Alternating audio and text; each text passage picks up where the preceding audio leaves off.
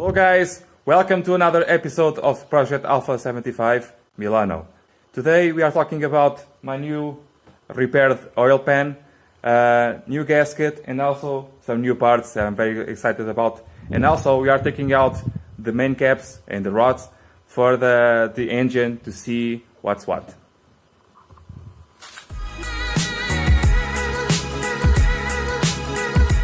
So I was not able to purchase this gasket in Portugal. It was nearly impossible to get this gasket. It was sent to me by another company abroad. It was an English, I think, company. Very thank you to them. I'm not being sponsored by the company, by the way. Okay, the gasket is here. The oil pan, oil sump, it's repaired. It was not able to weld this up because this is a high mixture of alloys, and they were afraid to, and with reason, okay, to weld this up. So they opened the threads, like I told you on the other episode. They have the tools for that, of course. And then the next step of this plug, the 24 millimeter, with a nice flat head, so I don't have any problems if I scrape my oil pan. Okay, very good.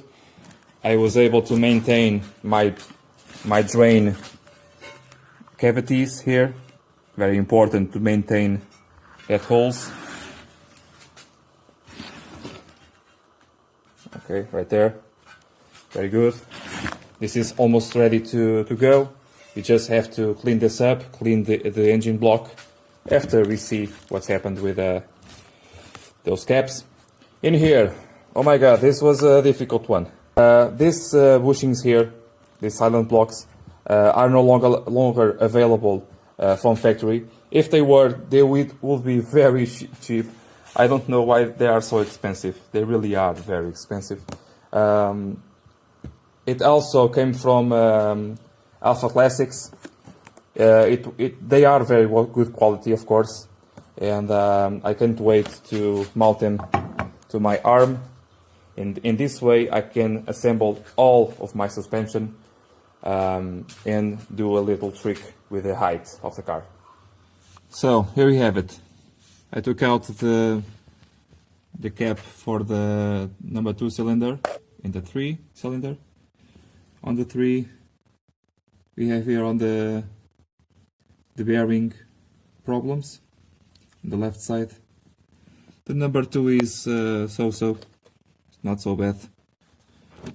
Let me have more light. Okay, it's reasonable. The number 3 is bad. Also on the cover here, you can see the wear marks on the right side. In the number 2, it's okay. So what does this tell me? This tells me the number 3 rod, it's bent. Yes, that's right. One more thing to repair. Well, I can tell you right now, I will take out the rest of the main caps and the rod bearings to see the damage, mainly on number 2 and number 4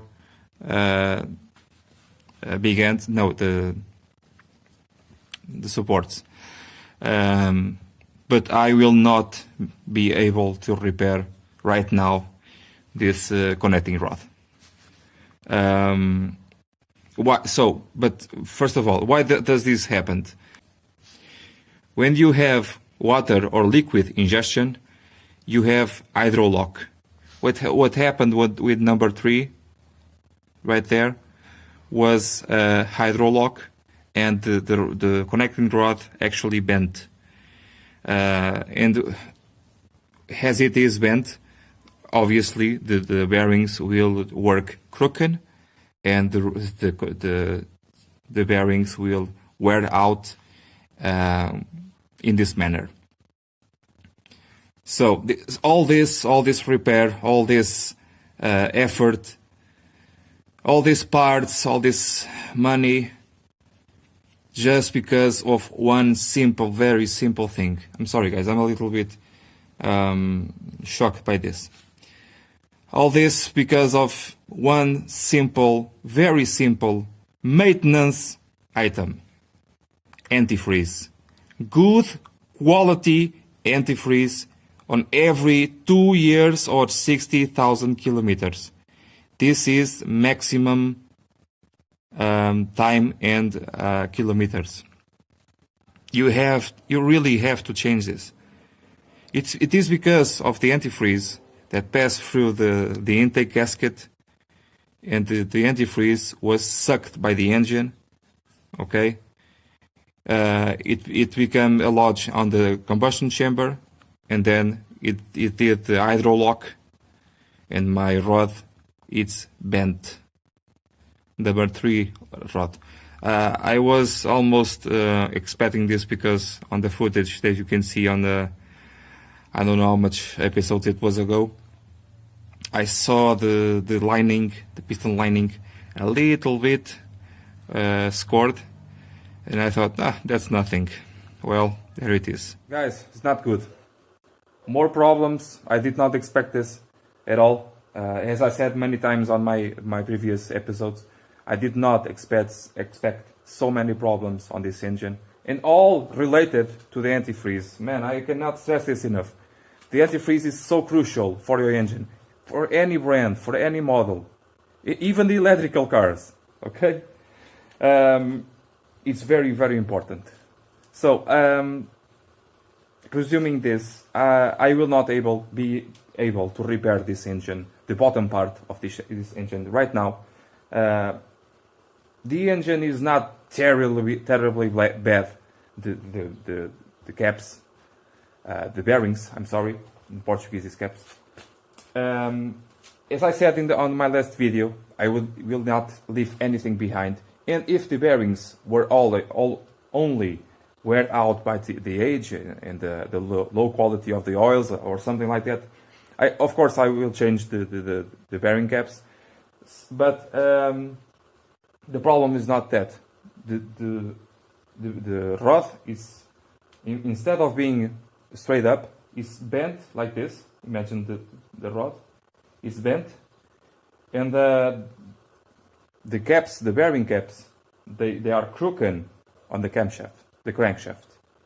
If I put new bearings on that rod, it will be worse that leave them, because they are wear out for that position.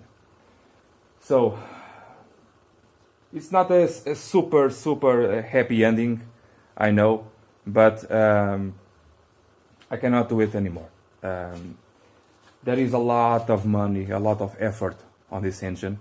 The engine is not knocking, is not making any strange sounds or anything like that. But I will keep an eye on it. I will check the compression every now and then, and I will see how much time does it take to really create a big problem. And so let's see how much time does he give me. And no, I know I will not put a used engine or something like that, because this is a more than 30 years old engine. I don't know how is it a used engine, and I like to repair my stuff. I like to know how to repair things, first of all, and how my things get repaired. If I put a used engine here, it can be worse even. So no, I will not put a used engine. I will repair this engine in the future. Let's see if that happens. Take out the engine, and it will be a more fun, I think, a more fun project. If I knew, obviously, on the start, I would take out the entire engine out, and maybe do things a different way, with a different mindset. But okay, it is what it is, and sorry guys, I'm a little bit bummed out by this.